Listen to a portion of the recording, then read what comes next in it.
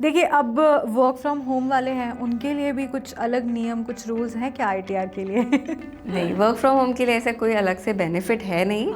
मतलब जो सैलरीड है उनके लिए कुछ बेनिफिट नहीं है, बट जो अगर फ्रीलांसर है, जो बिजनेस कर रहे हैं या कंसल्टिंग कर रहे हैं, तो उनको ये एक एडवांटेज है कि वो घर पे, मतलब जो भी घर पे सेटअप करने के लिए जो भी एक्सपेंसेस वो कर रहे हैं वो एज ए एक्सपेंस दिखा सकते हैं, बट ऐसे कोई वर्क फ्रॉम होम का अलग बेनिफिट नहीं है। देखिए आपने फ्रीलांसर का नाम लिया, राइट?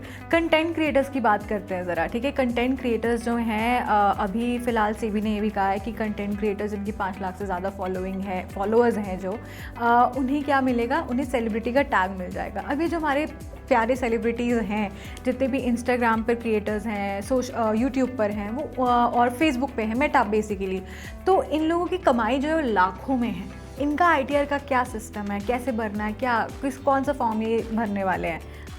ओके, सो जैसे फ्रीलांसर्स होते हैं उन लोगों के लिए एक प्रिजम्पटिव स्कीम करके है इनकम टैक्स में, जिसमें आपको बुक्स वगैरह मेंटेन करने की ज़रूरत नहीं है।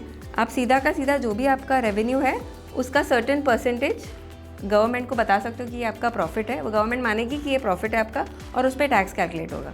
तो जैसे क्रिएटर्स है उन लोग का प्रिजम्पटिव स्कीम में 2 तरह की प्रिजम्पटिव स्कीम्स है, एक प्रोफेशनल्स के लिए और एक बिजनेस के लिए।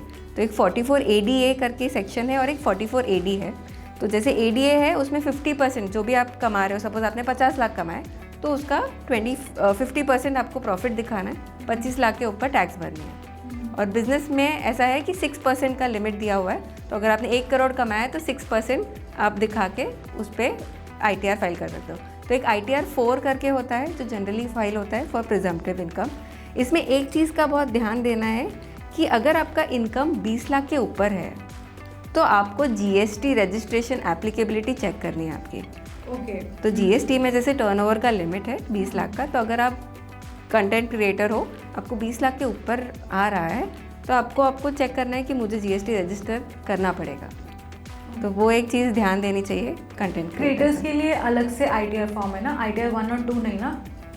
बिजनेस वालों के लिए, जो प्रोफेशनल्स एंड बिजनेस है उनके लिए, जो प्रिजम्पटिव स्कीम में जाते हैं उनके लिए ITR 4 है। Okay, ITR 4। तो आपको इस बात का ध्यान रखना है, उन्होंने बहुत अच्छा पॉइंट बोला है कि किस तरह से आप यहाँ से भी पैसा जो है बचा सकते हैं अगर आपकी 20 लाख से ज़्यादा की इनकम है, राइट? और एक और चीज़ होती है, जो क्रिएटर्स होते हैं इनका क्या होता है कि पूरे साल, जैसे शायद इनका जनवरी में इतना पैसा नहीं आया, लेकिन फिर अगर हम उसी फाइनेंशियल ईयर की बात करें, उनका पैसा बहुत लेट आ रहा है, 9 महीने के बाद भी 20 लाख से ज़्यादा आ रहा है, तो वो उसी का गिना जाएगा, उसी फाइनेंशियल ईयर का गिना जाएगा, राइट? हाँ, तो जो भी इनवॉइस वो कंटेंट क्रिएटर की इनवॉइस रेस करता होगा, तो जो भी साल का इनवॉइस रेस किया है उसने वो साल में गिना जाएगा। ओके। तो अगर कोई छोटा व्यापारी बुक्स मेंटेन नहीं करता तो दिक्कत हो सकती है? दिक्कत हो सकती है। टैक्स पर्सपेक्टिव तो जैसे मैंने बोला प्रिजम्पटिव स्कीम है, उसमें उनको दिक्कत नहीं होगी क्योंकि गवर्नमेंट खुद बोलता है आप डेटा मत मेंटेन करो, अज्यूम कर लो एक परसेंटेज और उस पर आप टैक्स भर दो। बट उसको जैसे अगर आगे जा के लोन लेना है तो उसके लिए बहुत दिक्कत हो सकती है कि मतलब बुक्स ही नहीं है तो कैसे उसको लोन देगा कोई। फिर अगर उसको आगे जाके सोचा है उसने कि मुझे बिज़नेस बेच देना है, किसी और को दे देना है, तो उसकी वैल्यूएशन के लिए भी बहुत इम्पैक्ट करेगा अगर वो मेंटेन नहीं करेगा। तो इसके लिए एक आसान तरीका है, वो सारा ट्रांजैक्शंस अगर उनका डिजिटल में कन्वर्ट कर दे तो उनका बैंक स्टेटमेंट जो है वही इटसेल्फ एक अकाउंटिंग स्टेटमेंट बन जाएगा कि जितने पैसे आए, इतने पैसे गए, इतना खर्चा हुआ, इतना इनकम हुआ।